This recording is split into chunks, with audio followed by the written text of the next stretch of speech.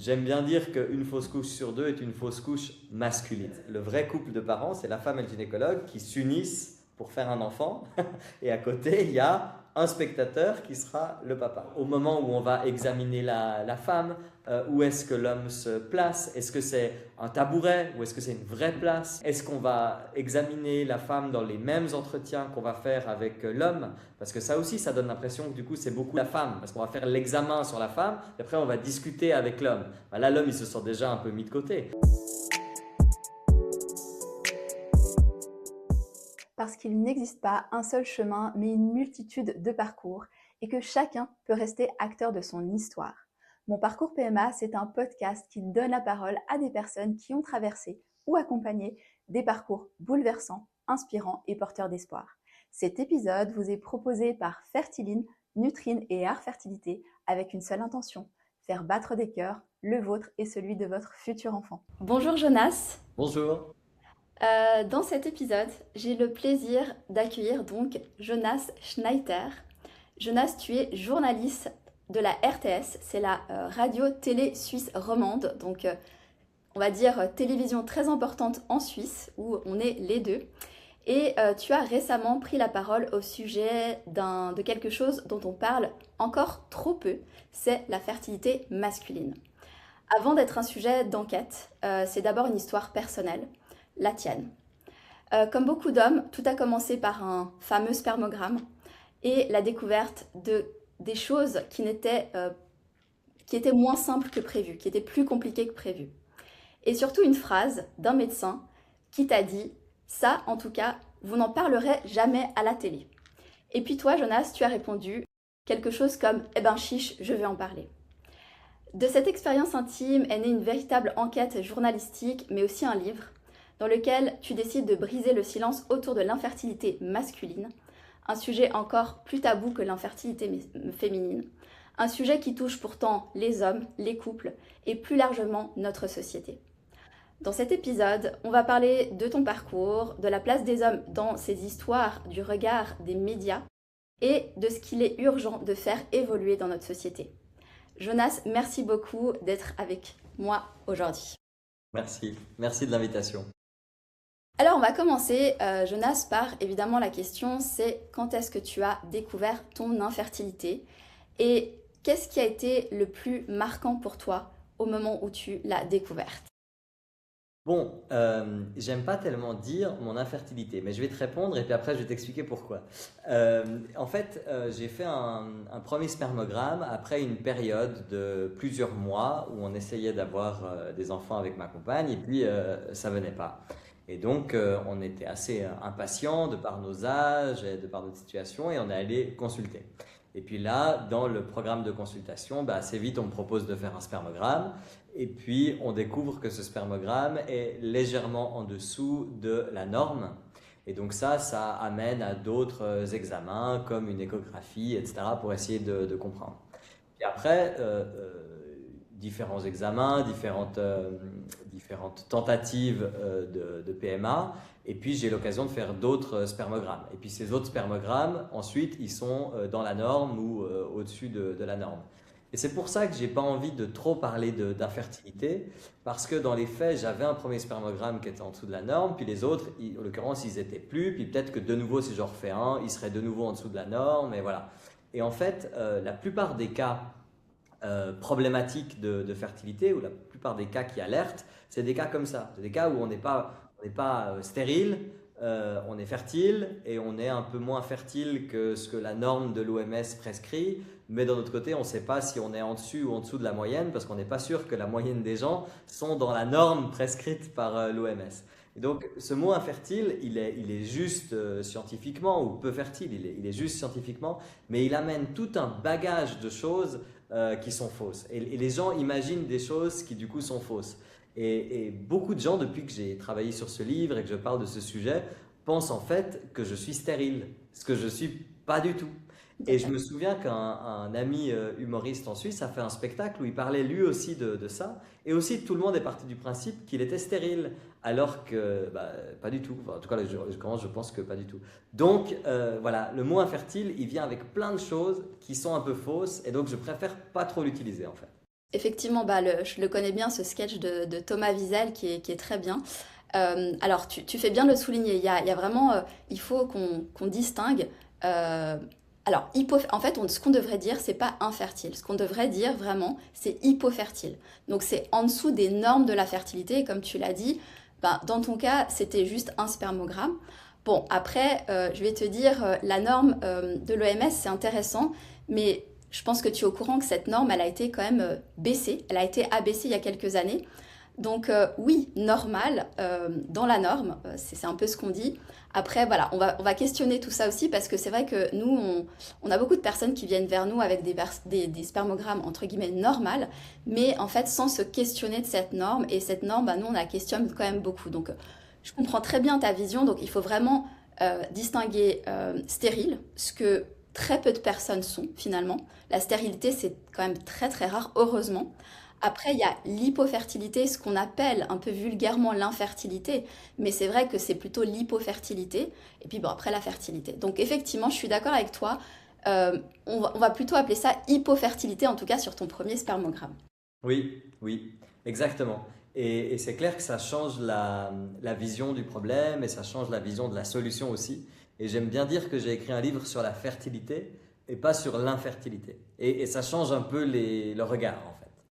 Je suis tout à fait d'accord avec toi de regarder ce côté, on va dire, visible, enfin ce côté positif plutôt que ce côté négatif. Bon, ce qu'on peut dire aussi, c'est que parfois certaines expériences, nous on aime bien en tout cas dire ça, c'est que certaines expériences négatives peuvent apporter du positif.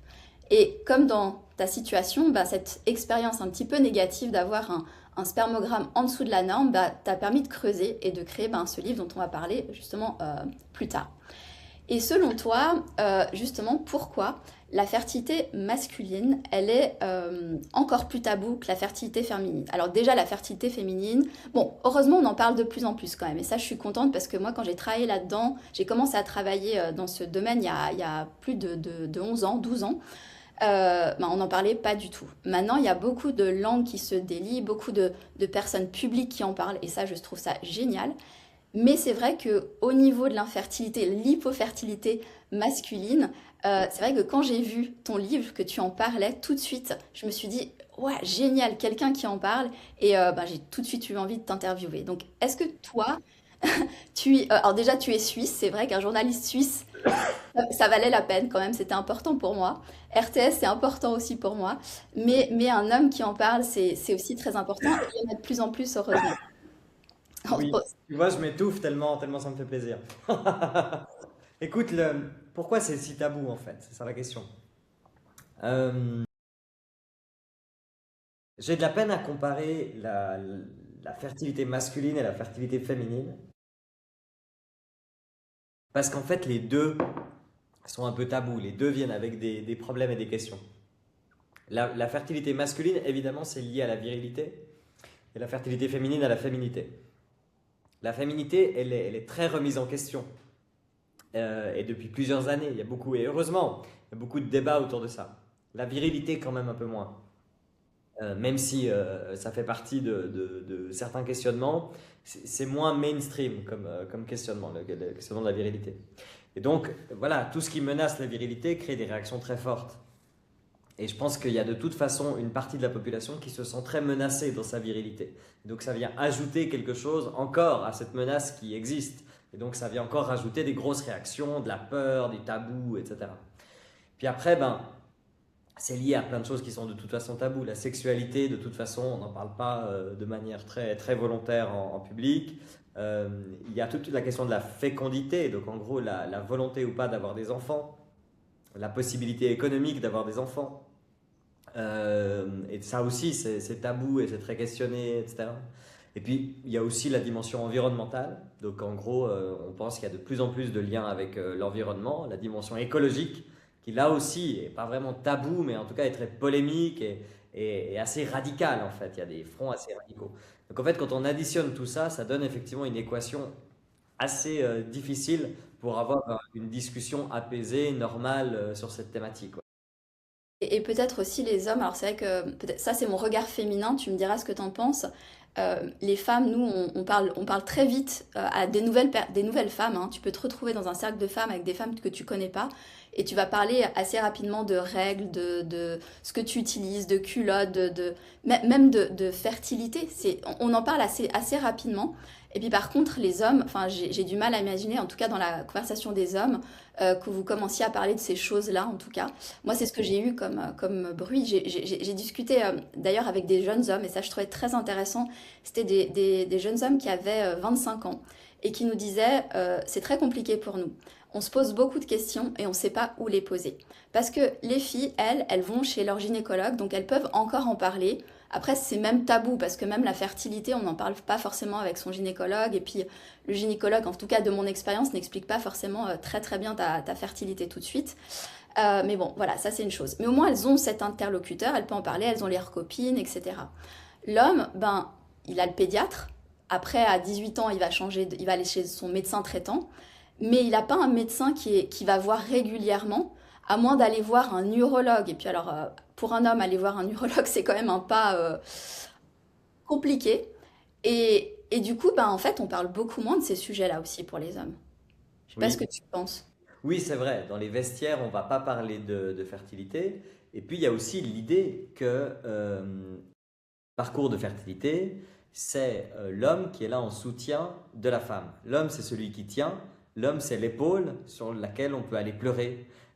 Qui sont des images évidemment fausses et bêtes, mais qui sont des images qui sont très, très incrustées dans la tête des gens.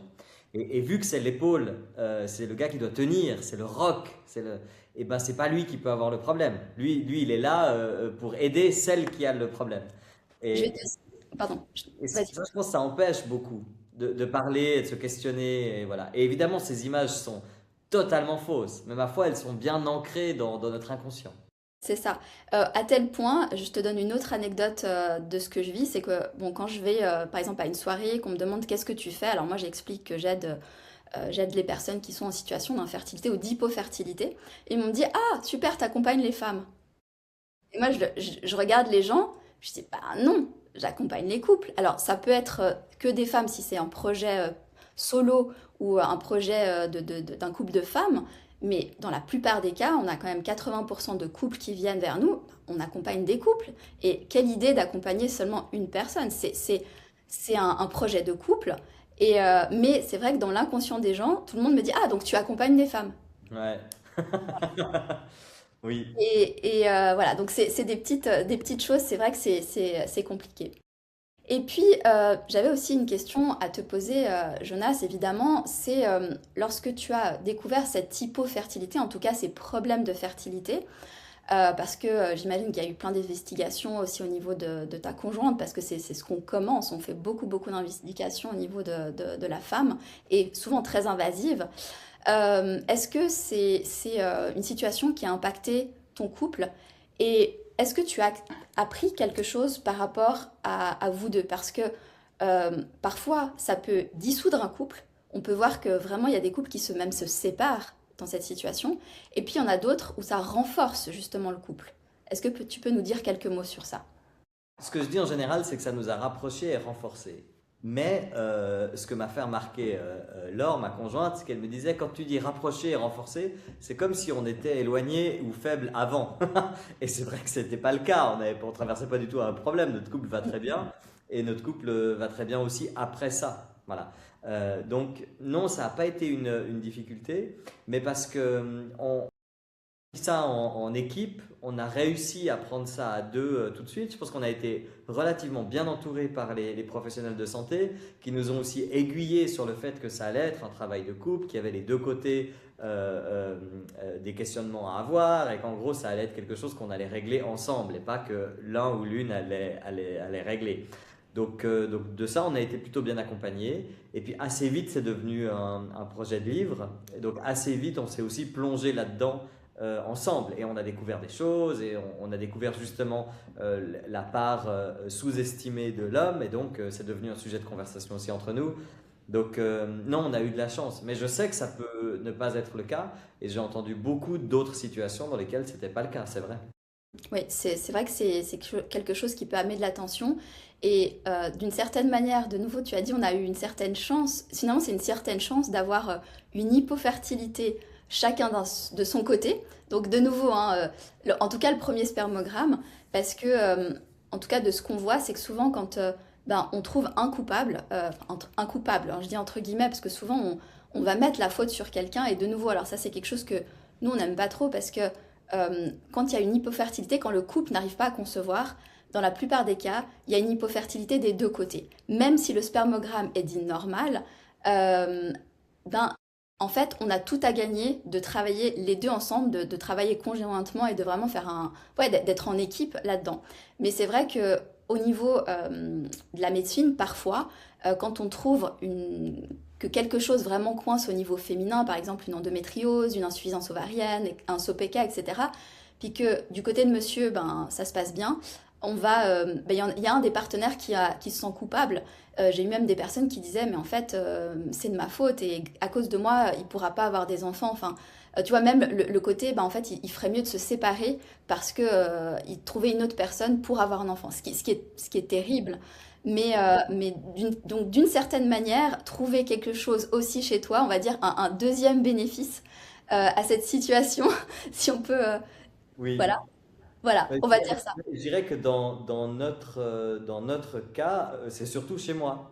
Donc, en tout cas, dans les premiers examens. Donc, s'il fallait désigner un coupable, en l'occurrence, c'est plus l'homme que la femme dans mon cas. Ouais. Et quand tu as commencé ce parcours, justement, est-ce que tu t'es dit, bah, en fait, j'aurais voulu savoir certaines choses avant, parce qu'en fait, je tombe un petit peu des nues. Comme je te disais, ben, c'est jeune, à 25-30 ans, qui se pose des questions sur sa fertilité. Euh, Qu'est-ce que tu aurais aimé savoir avant, en fait?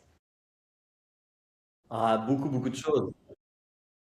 Déjà, le simple fait que la fertilité, c'était pas automatique chez un homme et c'était pas rare d'avoir des enjeux de fertilité chez les hommes. Déjà ça, je le savais pas ou je le savais pas bien. Je l'avais vu passer, mais sans vraiment me penser que ça pouvait me concerner.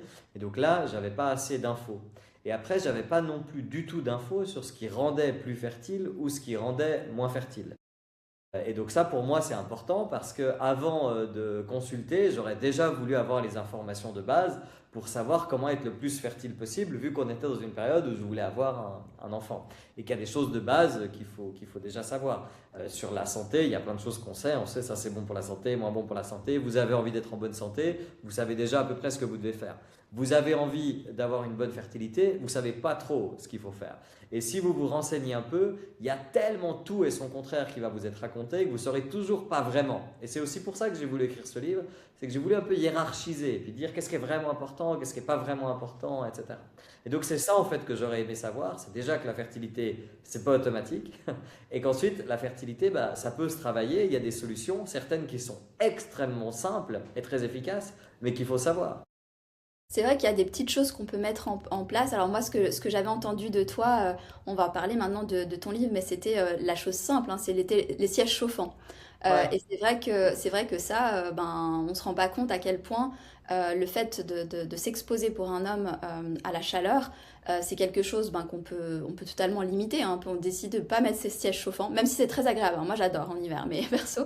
Mais alors, je suis une femme, heureusement, et j'ai pas de projet de conception.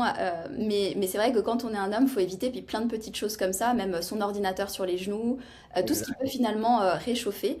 Et il y a des petites choses qui sont en fait presque un peu bah, je dirais pas du bon sens, parce qu'il faut savoir que ben, ben, justement pourquoi les spermatozoïdes sont à l'extérieur du corps, c'est justement pour pas être à la même température, ils doivent être un tout petit peu en dessous. Enfin, tout ça, il faut le savoir, mais c'est vrai que on nous apprend finalement à l'école, c'est ce que je dis souvent, on nous apprend vraiment comment ne pas avoir de grossesse, comment surtout ne pas tomber enceinte, parce que ça, c'est l'éducation à l'école. Par contre, c'est vrai, à aucun moment de notre vie, on nous apprend finalement comment travailler sur notre fertilité, comment être fertile. Ouais. Et on l'apprend malgré soi, souvent quand on se trouve dans la situation où on est en hypofertilité. Oui, c'est vrai, c'est vrai.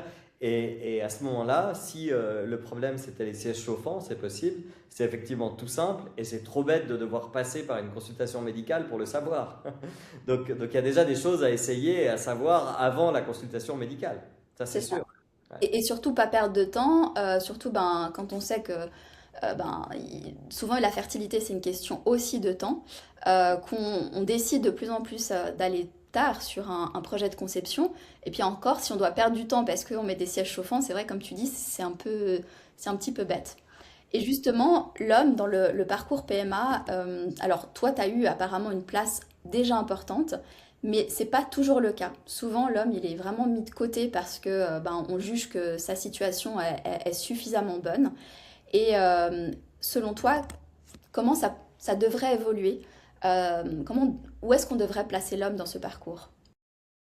Oui, alors c'est vrai que j'ai globalement eu de la chance, mais j'ai quand même vu comment l'homme était parfois mis de côté dans différents cas. J'ai aussi entendu des histoires. Il y a même une psychologue qui est spécialisée dans les parcours de PMA qui m'a dit qu'elle voyait parfois le couple de parents comme la femme et le gynécologue. Et dire en fait, le vrai couple de parents, c'est la femme et le gynécologue qui s'unissent pour faire un enfant. Et à côté, il y a un spectateur qui sera le papa. Et elle le remarquait notamment aux lettres qu'envoie la maman au gynécologue une fois que le bébé, avec le faire-part de naissance, pour remercier. Et elle disait, mais ces lettres, elles sont empreintes de tellement d'émotions et des petits cœurs, etc. C'est comme s'il y avait une relation qui existait, qui n'est pas une relation amoureuse, qui n'est pas une relation adultère, mais qui est une relation qui existe de couple de parents. Et l'homme là-dedans n'a pas sa place. Donc ça existe sûrement pas dans tous les cas, mais ça existe. Ça existe dans les moments positifs comme les moments négatifs. J'ai aussi beaucoup entendu que l'homme était là, dans un parcours de PMA, pour tirer la prise. Quand on n'y arrive pas, que le parcours de PMA s'acharne, le rôle de l'homme, c'est de dire on arrête. Et j'ai entendu que c'était souvent l'homme qui devait prendre cette place-là parce que pour le tandem formé entre le gynécologue et la femme, il y a quelque chose qui peut presque pas s'arrêter. Il y a le fameux biais du coup irrécupérable en psychologie. C'est-à-dire qu'on a déjà tellement sacrifié qu'on ne voit pas pourquoi il faudrait arrêter de sacrifier et qu'il faut continuer. Allez, juste encore une fois, on essaye encore vite ça. Après tout ce qu'on a perdu, on réessaye encore un peu ça, etc. Donc, et en fait, c'est comme une voiture. Si votre voiture, elle va pas bien, on va pas s'intéresser qu'à la moitié gauche de la voiture. Eh ben, le couple, c'est pareil. Et il faudrait que le garagiste gynécologue s'intéresse à l'ensemble de la voiture et pas que la moitié gauche de la voiture. Et aujourd'hui, il regarde en consultation beaucoup trop la moitié gauche de la voiture. Il questionne beaucoup trop la moitié gauche. Il va faire son anamnèse beaucoup trop sur la moitié gauche, alors qu'en fait, il faut qu'il inclue l'ensemble du couple. Ça vient aussi dans la manière dont on va meubler les cabinets de gynécologie, la manière dont on installe l'ordinateur, l'homme qui est caché derrière l'ordinateur et puis la femme qui est vraiment face au gynécologue, ou alors au moment où on va examiner la femme, où est-ce que l'homme se place? Est-ce que c'est un tabouret ou est-ce que c'est une vraie place pour l'homme?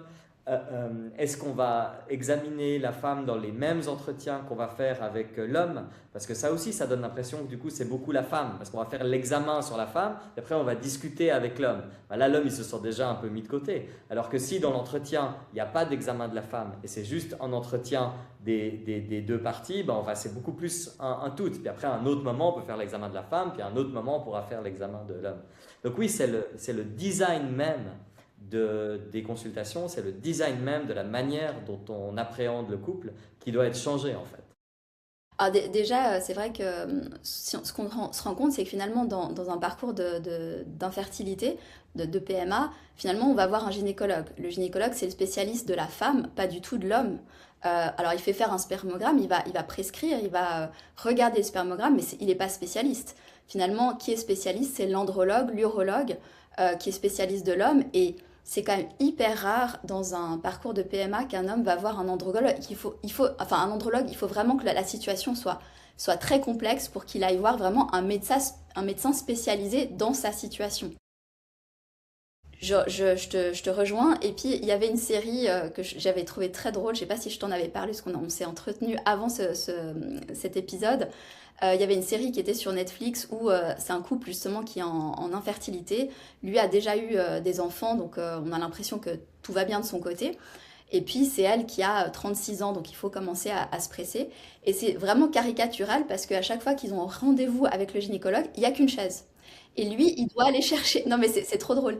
Il doit aller chercher sa chaise tout au bout du couloir. Il doit faire 3 portes à chaque fois, s'amener sa chaise parce qu'il vient au rendez-vous ensemble, tu vois. Donc, il n'y a même pas de chaise pour l'homme. Et à la fin, enfin justement, à la fin, au bout de je sais pas combien de consultations, et d'ailleurs, on découvre que le problème vient de lui. Alors, même s'il a eu 2 enfants, bah, évidemment, le temps a passé, son spermogramme s'est vraiment altéré fort probablement par rapport à son mode de vie, son âge, enfin, on ne sait pas trop. Et là, la femme, elle va hurler sur le gynécologue et elle va dire, mais en fait, déjà, on est un couple, ne vous adressez pas tout le temps seulement à moi. Et puis, il n'y a même pas de chaise pour monsieur, quoi. Enfin, c'est caricatural, mais c'est un peu ça, finalement, comme tu dis. C'est vrai qu'il n'y a qu'un tabouret. L'homme, il est devant il n'est pas vu, il est devant l'ordinateur. Enfin, il est derrière l'ordinateur. Enfin, voilà. Non, mais c'est vraiment intéressant. Oui. Et quand on le voit, alors après, on voit plus que ça. Donc évidemment, maintenant, dès que j'ai un rendez-vous avec un médecin et ma compagne, eh ben, nous deux, on est très sensibilisés à ça et on voit effectivement plus que ça.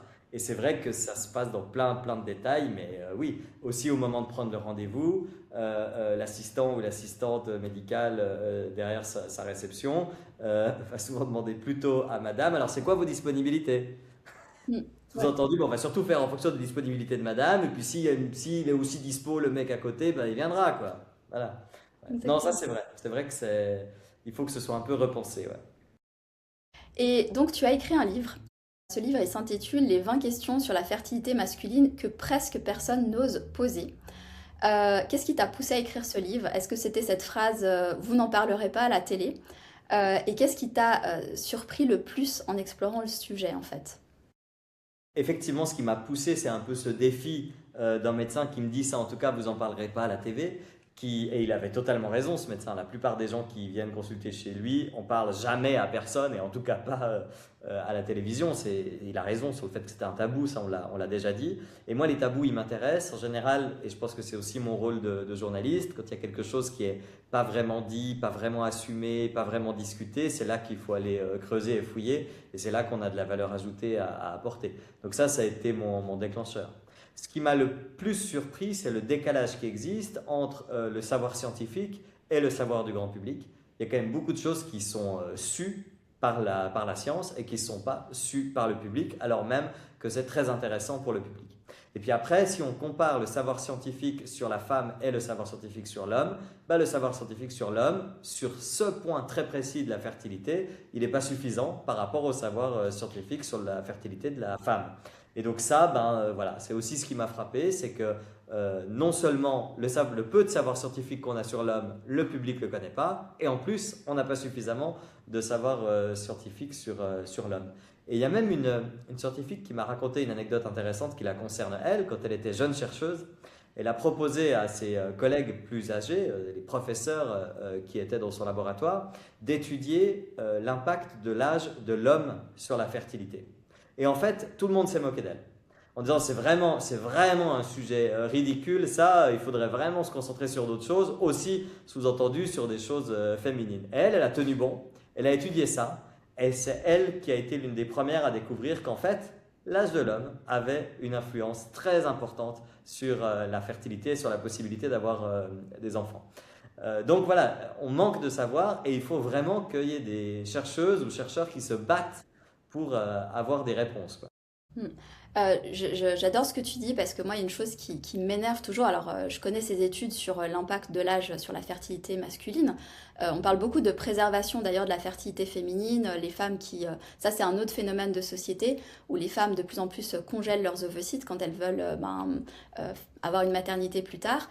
Mais on dit jamais aux hommes, allez congeler votre sperme, tu vois. Mhm, Donc, mhm. pourtant, les études montrent qu'un homme devrait aussi congeler son sperme avant ses 35 ans. Et je crois que voilà, personne n'en parle. Enfin, je ne sais pas si toi, tu en as entendu parler. Non, Euh, mais je ne sais même pas si c'est possible, honnêtement. C'est possible? oui, tu peux. C'est vrai que je me pose la question. Ben, j'imagine que oui, on peut faire de la préservation de gamètes. Alors évidemment, ça a un coût. C'est comme la fertilité féminine. Oui, je pense. C'est une bonne question. Écoute, je vais quand même me renseigner. Mais oui, en principe, oui. Alors, les hommes peuvent le faire dans des situations spécifiques. Tu vois, s'il y a un cancer, Oui. s'ils ont une maladie, ça on leur propose. Enfin, normalement, on leur propose de nouveau, hein. J'ai entendu aussi des histoires où on n'a même pas proposé aux hommes de congeler du sperme, alors que c'est tellement facile, tu vois. Faire une congélation d'ovocytes avant un traitement de cancer, ça peut être problématique parce que ben, déjà, le traitement lui-même peut pas être top pour le cancer. Et en plus, ben, ça prend du temps, puis il faut aller vite. Par contre, une congélation de sperme, enfin, ça se passe très très vite. Et puis, on devrait le faire, mais j'ai entendu encore des situations où ça s'est pas fait. Mais j'imagine que oui, mais je vais me renseigner. Mais en fait, on devrait. C'est vrai qu'on parle beaucoup d'hommes, enfin, on parle pas beaucoup de femmes parce que on a cette idée reçue comme quoi l'âge de l'homme n'impacte pas du tout la fertilité, alors que comme tu le disais, c'est pas vrai du tout. Et même les médecins, j'ai souvent questionné des médecins avec qui je collabore parce que, par exemple, quand on fait un don d'ovocytes, où là on va utiliser des ovocytes de femmes jeunes, bah en fait on préconise pas de faire un diagnostic préimplantatoire, c'est-à-dire de tester les embryons. Alors que l'homme, lui, il a plus de 45 ans, tu vois, dans certains cas, parce que souvent, c'est des couples qui ont déjà 40 et 45 ans. Et là, moi, je leur dis, mais je comprends pas, en fait. En fait, on devrait quand même préconiser le diagnostic préimplantatoire, parce que l'homme, il peut aussi avoir des soucis de problèmes génétiques, tu vois, des problèmes de chromosomes. Et non, c'est vraiment, quand on fait un don d'ovocytes, c'est seulement si tu as eu trois échecs ou deux ou trois échecs au don d'ovocytes. Là, on se dit, tiens, on va quand même tester les embryons pour se demander si les embryons ils sont vraiment euploïdes, donc ils ont le bon nombre de chromosomes ou pas. Alors que pour moi, ça aurait du sens, honnêtement, de tester aussi les embryons si l'homme a au-dessus de 42 ans, parce que il peut aussi impacter la qualité de l'embryon. Enfin, il impacte pour 50%, et tu le dis Oui. bien, la qualité de l'embryon. Je vois ce que tu veux dire. Bon, le diagnostic, le DPI, le diagnostic préimplantatoire, j'en parle dans le livre. Euh, voilà, moi je suis moins. T'es moins chaud. Maintenant, j'ai parlé à beaucoup de chercheurs et de médecins, etc. En tout cas, le diagnostic préimplantatoire un peu automatique, il me semble pas sensé, et il me semble presque un peu problématique. Mais voilà, mais là-dessus, c'est important d'avoir les bonnes infos, et j'ai essayé de vraiment mettre ça dans le livre pour que les gens puissent après choisir avec les bonnes infos, quoi. Parce que je vois aussi un peu des intérêts commerciaux derrière le DPI, et puis un intérêt un peu de confort qui peut être compréhensible, euh, mais il faut que le contrat soit clair, dans le sens qu'il faut que tout le monde ait vraiment les infos et qu'on comprenne vraiment ce que ça veut dire et pourquoi on le fait et quel est l'avantage ou pas de le faire. Alors, c'est vrai que dans tous les cas, bien sûr, hein, de manière générale, tu vas pas faire un diagnostic préimplantatoire si t'as pas l'âge, enfin un certain âge, etc. Et puis, comme tu dis, hein, c'est pas, déjà, c'est pas du 100%. Tu as quand même 2% de chance qu'il y ait un écart entre ce que tu vas tester et la réalité de l'embryon. Et puis, ça n'empêche pas malheureusement les fausses couches. C'est pas du 100% non plus. C'est pas parce que tu vas transférer un embryon qui est testé par des pays, c'est aussi 60%. C'est un peu comme le don d'ovocytes, un petit peu plus si il est testé par des pays, mais c'est pas du noir-blanc. Et je peux être d'accord avec toi.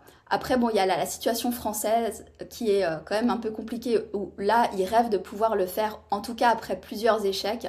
Et là, on a quand même de la chance, je pense, en Suisse, d'avoir cette option, surtout quand on a subi plusieurs échecs. Et de nouveau, c'est un diagnostic. Et ça, c'est important. Ça ne résout pas la situation. C'est un diagnostic. Donc, c'est important parce que ça permet de savoir, entre guillemets, d'écarter le problème. C'est-à-dire que si on sait que les embryons sont bons, on va les regarder ailleurs. Si on voit déjà que les embryons sont pas bons, déjà on peut, enfin voilà, ça permet d'avancer avec des informations supplémentaires. Par contre, ça n'améliore pas, enfin ça améliore dans le sens que quand tu vas le transférer, ça améliore le succès, mais je suis d'accord avec toi que ça ne résout pas la globalité du problème. Et avant de faire un diagnostic préimplantatoire, il faut effectivement déjà régler sa situation de fertilité parce que ce n'est qu'un diagnostic. Oui, oui, oui. Et justement, cette situation de fertilité, parce que on parle de plus en plus quand même de la baisse de la fertilité à l'échelle mondiale. Alors j'ai l'impression d'un côté qu'on en parle, tu vois, j'ai l'impression de voir pas mal de choses, puis d'un autre côté, c'est un peu tabou. Les chiffres d'ailleurs sont un peu différents de où tu les lis. Parfois c'est 1/5, parfois c'est 1/6. Enfin, ça dépend, tu vois. Mais finalement, ça reste quand même assez ouais, visible, invisible. Alors ça dépend évidemment si on est sur le sujet ou pas. Pourquoi, selon toi, on n'en parle pas davantage? Parce que il y a quand même, c'est de notoriété publique qu'il y a une baisse de la fertilité. On a d'ailleurs une jolie étude en Suisse sur ce sujet, sur le sperme de l'homme, où on a vu chez des jeunes recrues, donc chez des hommes pardon, chez des hommes jeunes, je vais y Oui. arriver. Du coup, pas de problème d'âge, donc là on sait que c'est pas l'âge qui est en cause. Et on a vu qu'en 20 ans, la qualité des spermogrammes se dégradait. On parlait tout à l'heure justement de l'abaissement des normes.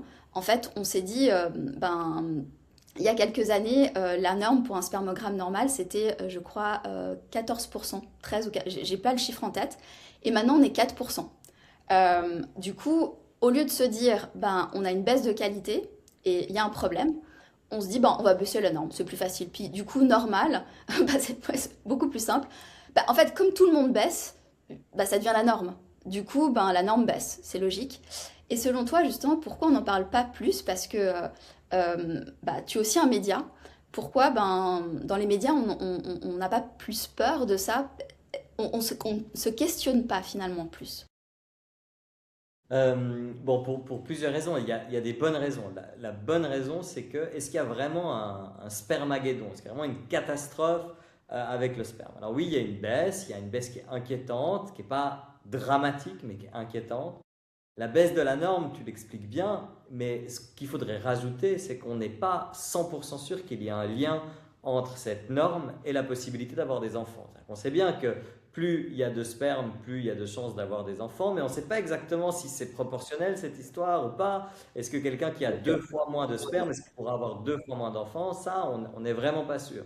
Ça a aussi poussé la baisse de la norme de dire en fait peut-être qu'il n'y a pas besoin d'avoir autant de sperme que ça pour avoir des enfants. Est-ce qu'on ne sait pas exactement non plus? Et là, on en revient au fait que ce n'est pas suffisamment étudié, aussi parce que les hommes ne font pas suffisamment de spermogrammes et que du coup, on n'a pas suffisamment de data et que dans les rares data qu'on a, il y a effectivement cette étude suisse sur laquelle on peut vraiment compter.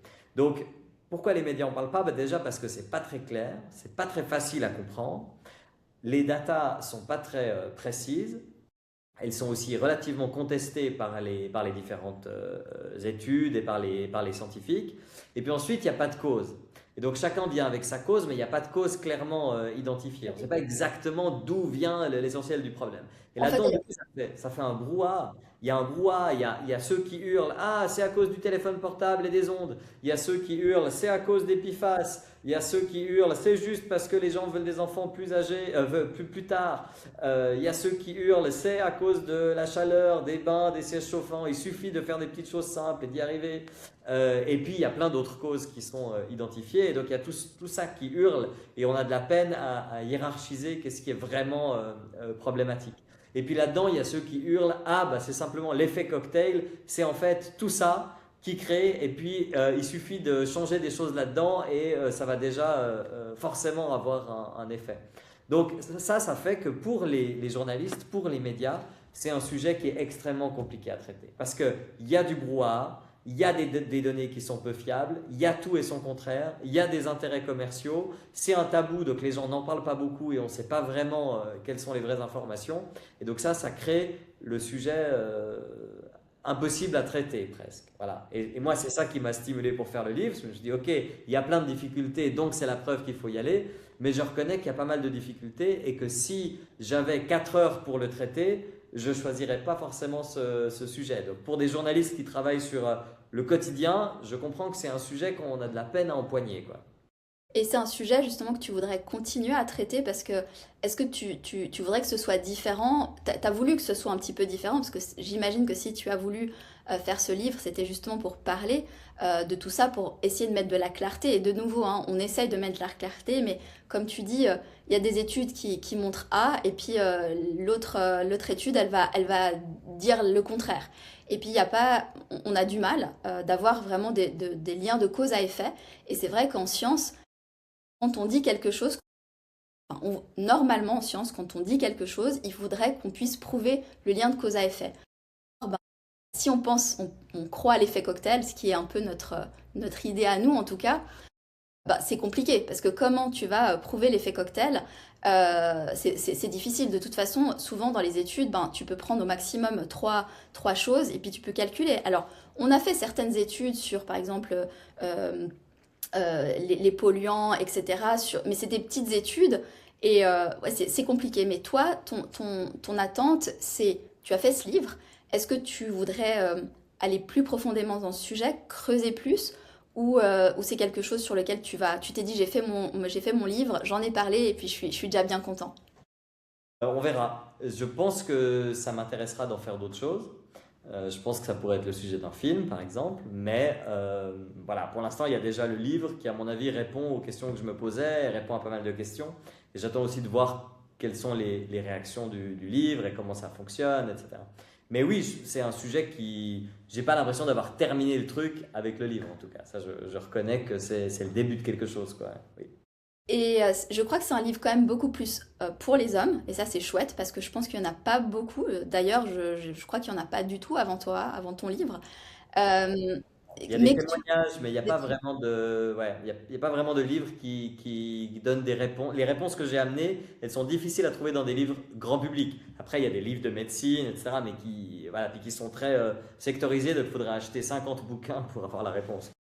Donc c'est un livre plutôt pour les hommes, mais tu conseilles, enfin j'ai vu dans une interview aussi que tu conseilles quand même aux femmes de le lire. En tout cas, de nouveau, hein, c'est un projet de couple, donc on conseille aux personnes d'acheter le livre et de le lire en couple et d'en discuter, évidemment. Ça, Exact. c'est chouette. Et ce livre va faire beaucoup de bien aux hommes et aux femmes. Je pense à un passage parmi d'autres, mais dont on me parle énormément depuis que le livre est sorti, qui est sur la fausse couche, où je me rends compte que les femmes doivent absolument avoir des meilleures infos masculines sur la fausse couche.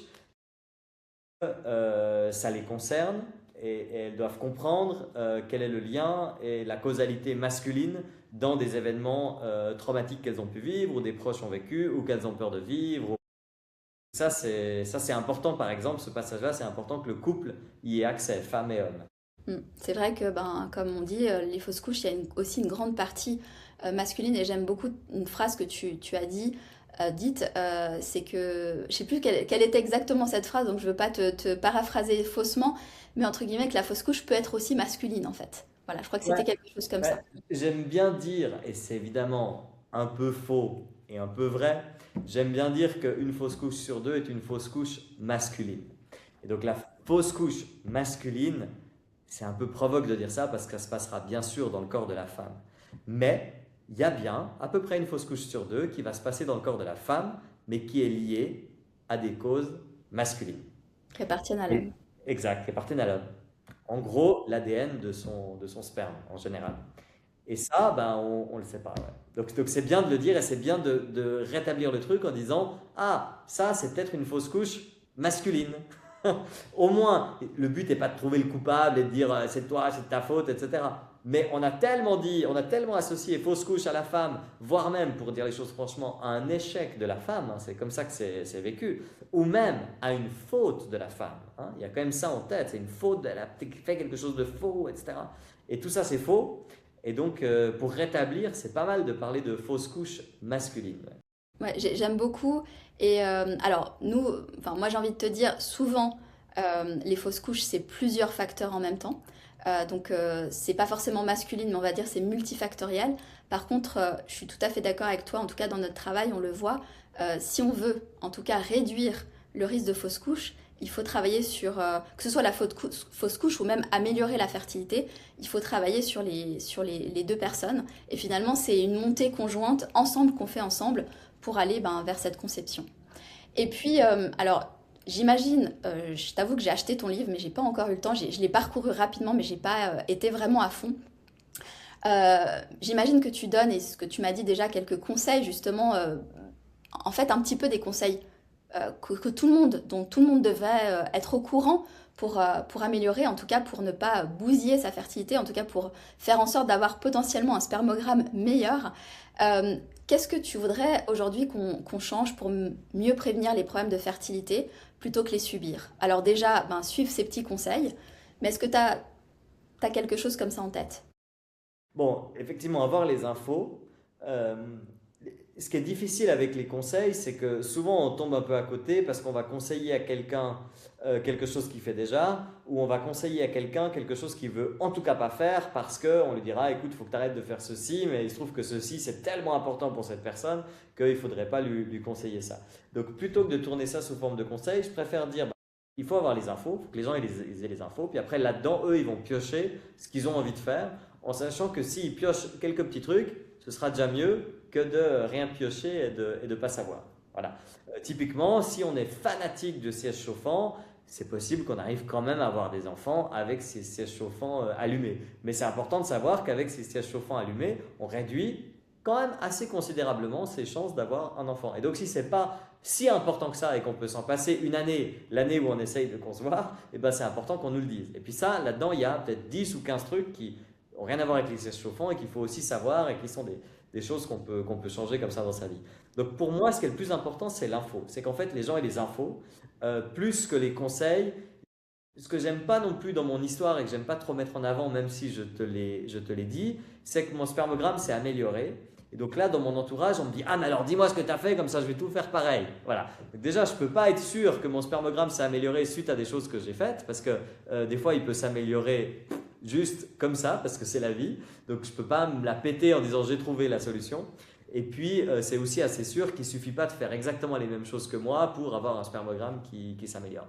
Donc voilà, d'où l'idée de dire, bah non, en fait, on va partager des informations, puis chacun va piocher là-dedans en fonction de ce qu'il peut faire. Finalement, c'est le savoir qui est important, c'est aussi un peu ce que nous on prône, hein. C'est vraiment avoir la connaissance, connaître son corps pour pouvoir être acteur finalement de sa fertilité. Et comme tu dis, ben, la fertilité, elle est très personnelle. Des choses qui marchent pour une personne ne vont pas forcément marcher pour une autre personne. Et c'est vrai qu'on peut rappeler qu'un spermogramme, bah, ça varie. C'est d'ailleurs, souvent, on fait qu'un seul spermogramme. Et c'est très bien d'ailleurs que tes médecins ont voulu le répéter. Nous, on voit trop souvent des situations où on fait un seul spermogramme et on s'arrête là. Alors que ben, ça varie énormément. Et parfois, ça varie aussi au contraire. Donc toi, dans ta situation, il était pas top, donc on l'a refait. Mais tu vois, si par exemple, on a un homme, puis le jour, ben, tout se passe bien, puis après, on fait une FIV, et puis par contre, au moment de la FIV, ben, c'était pas top, on va se concentrer sur la femme, et puis on va se dire, bah, c'est son problème, elle va tout porter sur ses épaules, et ça va être dur. Donc, c'est bien d'avoir l'information, c'est essentiel, et puis se dire effectivement qu'est-ce qu'on peut faire. Et puis, en fait, ce qu'il faut aussi rappeler, et pour nous, c'est important aussi cette notion, alors pas par rapport aux sièges chauffants, hein, parce que les sièges chauffants, en tout cas, de ma connaissance, c'est pas mauvais pour la santé. Je sais pas, peut-être la vascularisation, je sais pas. Par contre, c'est vrai qu'il y a Des certaines choses. hémorroïdes, on m'a dit. Hmm. Il paraît que ça fait des hémorroïdes, m'a dit un Bah des voilà, médecins. alors tu vois déjà. Alors, je suis pas sûre que ce soit très bien pour la santé. Après, ça dépend comment on l'utilise. Tu vois, c'est clair que si on reste 5 heures assis dans sa voiture avec les sièges chauffants, je pense que c'est pas top. Si on fait ça sur un trajet de 15 minutes, je sais pas. Très honnêtement, je sais pas. Vascularisation, c'est peut-être pas top non plus. Par contre, j'imagine qu'il y a beaucoup de propositions que tu fais, de conseils que tu donnes, qui sont des conseils qui sont aussi des questions de santé. Parce que finalement, bah, la fertilité, c'est aussi une question de santé. Et des conseils, en fait, ben, on peut penser à une chose, alors c'est logique, et même là, les médecins en parlent clairement, c'est le tabac. Mais on voit encore des personnes qui vont en PMA en fumant. Bon, c'est comme ça. Et ça, les études montrent par A plus B que la cigarette, ça diminue la qualité de l'ADN du sperme. Et voilà, bon, bref. On va pas faire polémique là-dessus. Ben, super. Et sur toi, personnellement, est-ce qu'il y a quelque chose que t'as appris finalement? Parce qu'on se dit souvent, on a l'impression toujours que les choses négatives qui nous arrivent, ben, elles nous arrivent, puis oh là là, mon Dieu, quelle horreur. Est-ce que tu as appris quelque chose sur toi par rapport à cette situation et voilà, qui te dit, ben, en fait, finalement, voilà, c'est le plus que j'ai pu avoir sur moi-même. Voilà, j'ai un regard différent sur moi-même, sur ma condition d'homme, après être dans ce parcours, avoir été dans ce parcours.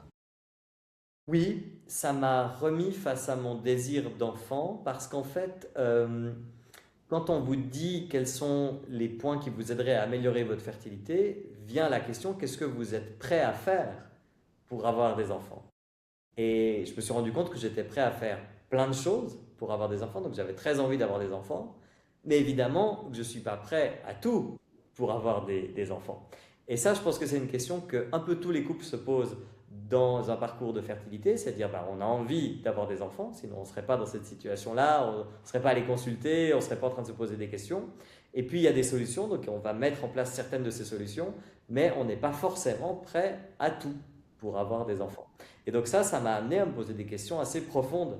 Et donc là, je suis toujours dans un parcours où on a envie d'avoir des enfants, et vu que la question était sur moi, ben, j'ai envie d'avoir des enfants, et on est prêt à plein de choses pour avoir des enfants, mais à quoi est-on prêt et à quoi n'est-on pas prêt, quoi. Et donc ça, ces questions-là, j'ai trouvé très intéressant de me les poser. Ouais.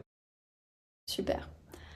Bah, merci beaucoup pour toutes ces réponses, d'avoir partagé avec nous ton parcours et puis également ce livre, de parler de choses dont personne ne parle pas, enfin, des choses qui sont tabous, d'avoir un peu mis de la lumière là-dessus. Et puis, super, merci beaucoup Jonas et à Merci, très merci bientôt. pour l'invitation. Merci. Rappelez-vous, ce parcours ne définit pas qui vous êtes. Il peut transformer la manière dont vous avancez. Si cet épisode vous a parlé, n'hésitez pas à le partager à quelqu'un qui en aurait besoin. Et pour découvrir d'autres parcours inspirants, vous pouvez suivre Mon Parcours PMA sur votre plateforme d'écoute préférée. Et si vous ressentez le besoin de reprendre le pouvoir sur votre parcours de fertilité, vous trouverez toutes les informations nécessaires sur le site monparcourspma.com. À très vite!